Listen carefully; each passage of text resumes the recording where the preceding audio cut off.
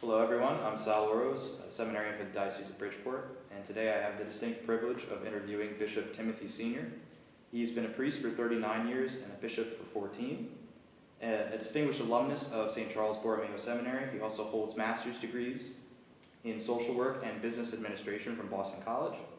He's served in a number of roles, including Secretary for Catholic Human Services, Vicar for Clergy, moderator of the Curia, Chancellor and Rector of St. Charles Borromeo Seminary, and Auxiliary Bishop of Philadelphia, and recently, in 2023, has been appointed the 12th Bishop of Harrisburg. So Bishop Senior, thank you so much for joining us today. You have just a few accomplishments under your belt. I was wondering, really researching for this, how has your number of roles within the inner workings of a diocese helped you and equipped you to take over running the diocese as the head of the Diocese of Harrisburg? Well, I think I have some, maybe I have the experience in different areas. It certainly gives me an insight into the right questions to ask. Sure, of course. I certainly have a lot of interest and really, as every bishop does, in our priests. And having worked with priests and working in priestly formation, I've really made that my number one priority, both getting to know our priests and working with them and getting to know their assignments and the challenges and also the joys and the great blessings that they experience in ministry, and also to promote vocations to the priesthood. Yes. So both of those things I said is sort of, I can size it up pretty quickly that's got to be my biggest priority right now. But I am very much involved with, I'm on the board of Catholic Charities in Harrisburg. I have a lot of concern and passion for that. We have a great Catholic Charities agency, but a lot of needs in our community. And I really believe that it's very much, the responsibility of the bishop to try to encourage us being out there and on the forefront of responding to the needs of the poor and the most vulnerable. We have a good number of immigrants that have come into the diocese, helping them to get settled, but also to be welcomed and to be integrated into the life of the church. Is there. So I guess I had some background that I think line up with the pastoral priorities of the diocese. So I'm fortunate that way. Absolutely. But I've still got a lot to learn. Of course. Harrisburg is a unique community, has its own history. The Diocese of Harrisburg, the 15 counties of central Pennsylvania. So I do try to listen more than I talk. So I'm still learning. Yeah, very good. Well, your episcopal motto is Scio Cui Credi, I know whom I have believed, which comes from 2 Timothy 1:12, and we just celebrated the feast of Saints Timothy and Titus last week. How has the person of Timothy inspired you and helped you, accompanied you throughout your life, not only as a priest and now as a bishop, a successor of the apostles as Timothy himself was, but maybe even as a young man, just sharing his name and looking up to him? Well, yeah, I guess it began as growing up, having to learn about St. Timothy for, to do the project and write the paper. And, yeah. I don't ever remember, like on All Saints Day, dressing up like St. Timothy. Okay. I may have, though, along the way. Yeah.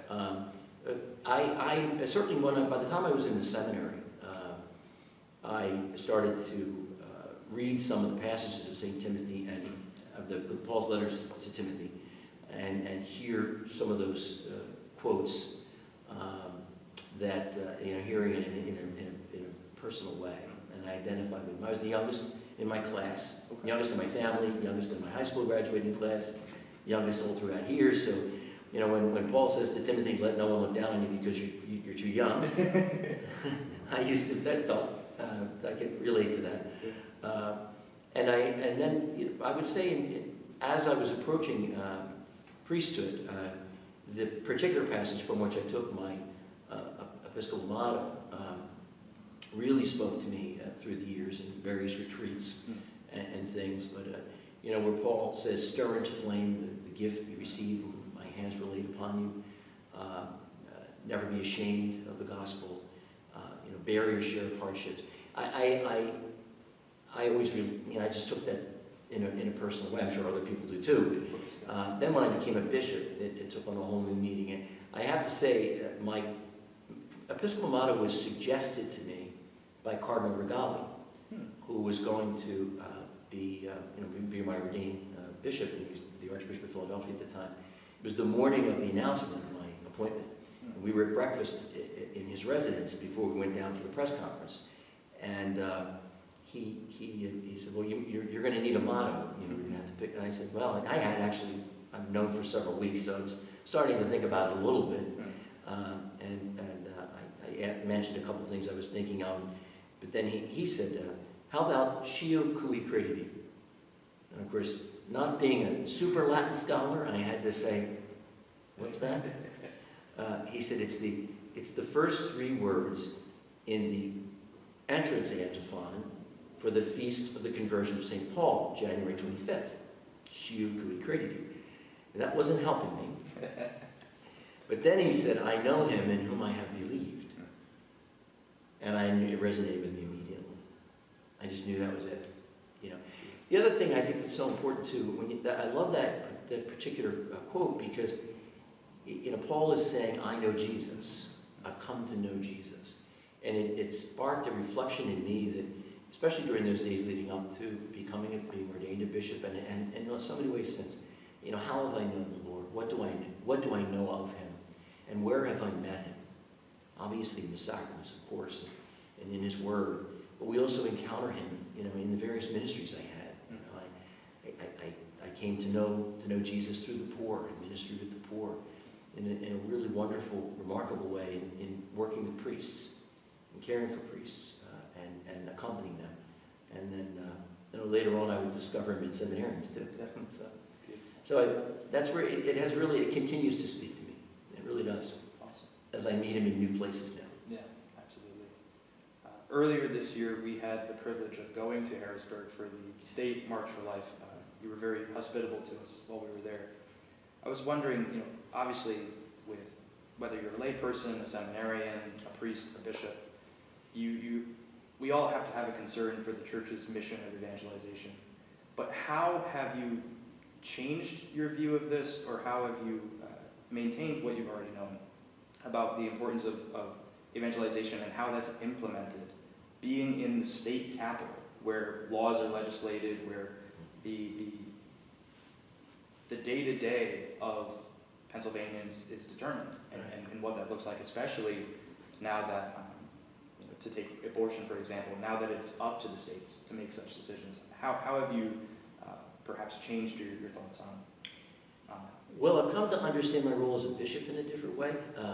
It's not that I didn't recognize the importance of this, but advocacy and the ability to, and the responsibility really, to speak about issues that affect morality, that affect the sacredness of human life, and religious freedom in particular, the sanctity of marriage,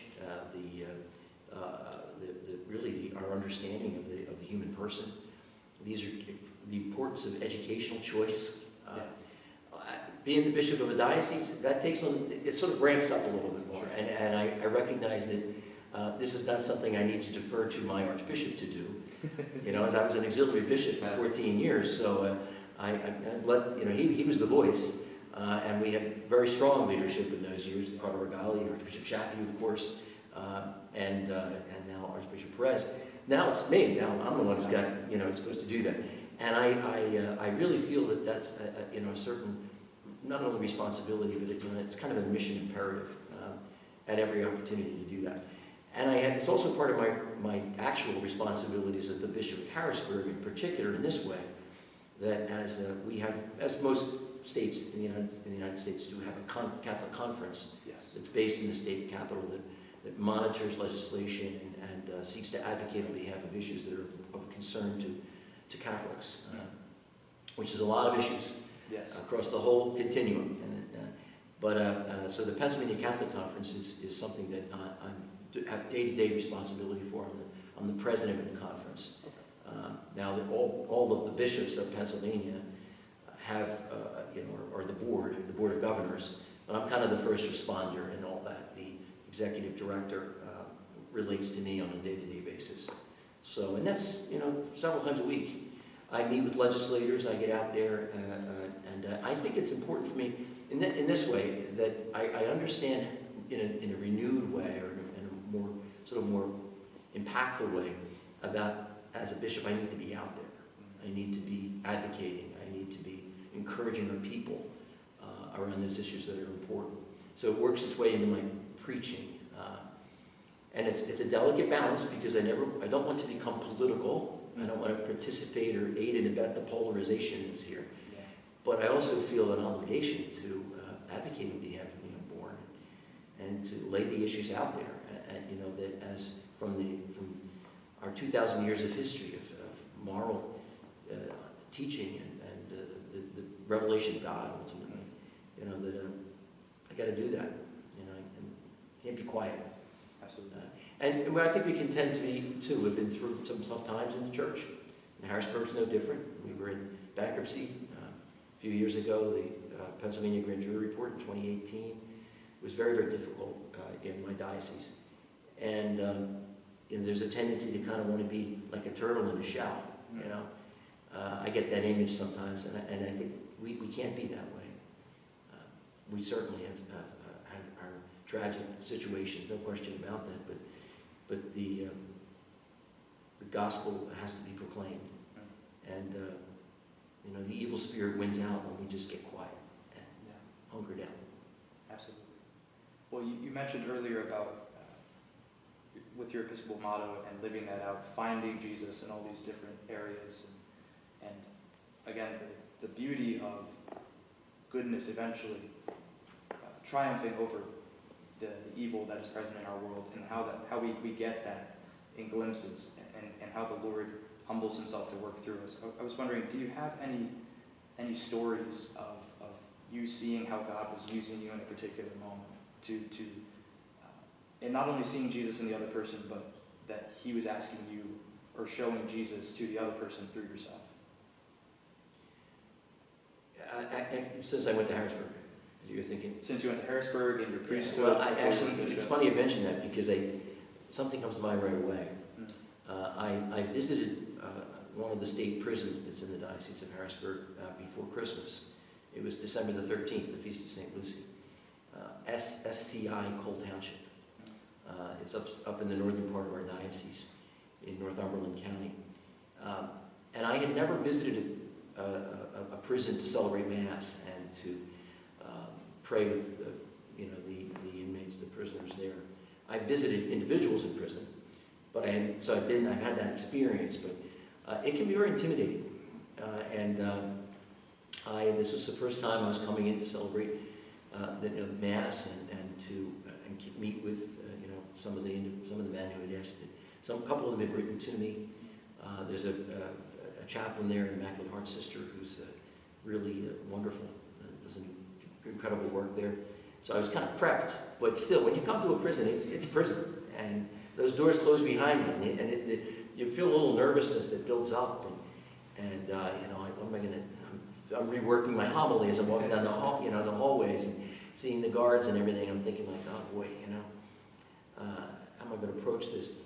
And I got vested for Mass, and I was standing in the back of the room where they have the Mass. It is really a chapel, a non-denominational chapel, but where they have the Mass regularly, once a week.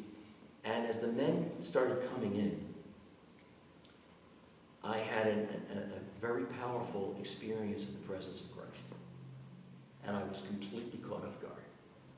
I was very nervous about it, thinking of, we have in our minds a certain stereotype of a prisoner, and it was very intimidating.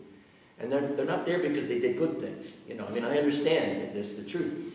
But, as they came in one by one, I really got very emotional. I realized, I'm seeing Jesus here. And he said we would, right? I was in prison and you visited me. We always think of Matthew 25. We think, I was hungry and you fed me. I was thirsty and you gave me to drink. I was ill and you visited me. I was a foreigner and you welcomed me. And then, I was in prison and you visited me. And I said, well, now I see it in a way I didn't see it before. And so we celebrated the Mass.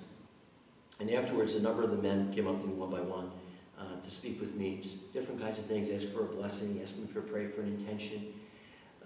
One of them said to me, "It's just really great you came here at Christmas time, as we're getting ready for Christmas."